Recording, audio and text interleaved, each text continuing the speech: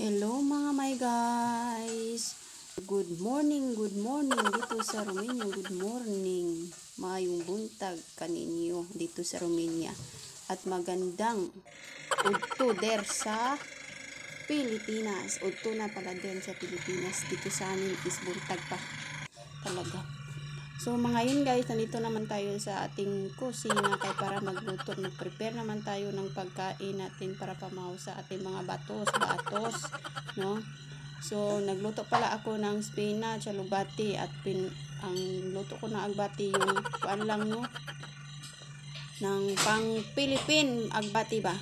Pang kuan lang pang Filipino style na niluto ko ng agbati. So tapos na ako magluto ng alubati namin dito. Pero yung alubatin pala nila dito guys is hindi pareho sa ating mga mayos yung alubati nila kay yung alubati nila kay parang pait-pait unsa pa tapos lahi siya og lasa, dili pareho lasa sa ating alubati, pero alubati talaga siya, so spinach talaga siya, pero masarap siya guys, masarap.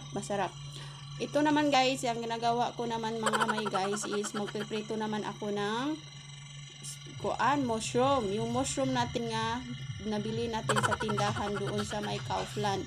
At inilagay ko ito ng itlog po ito. Humul ko sa yung itlog para kuan siya, maturog siya sa ating itlog. Yung itlog natin, lagyan natin ng asin.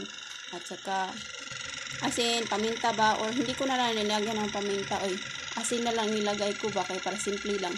So, bago tapos naman yan, ating ilagay sa ating kalaha para naman ating prituhin. Hindi lang kuan yung medium lang yung kuan natin, no heat natin para dili masunog. Ayan guys, ayan lang, binabali-bali ko na lang yan guys. Napakasarap po ito talaga guys, yung mushroom natin na lagyan natin ng itlog. So ito lang, ayan, nag golden brown na siya. Kukunin natin at ilagay natin sa ating plato. So huwag nating pagurin guys, mag golden na gaya din guys.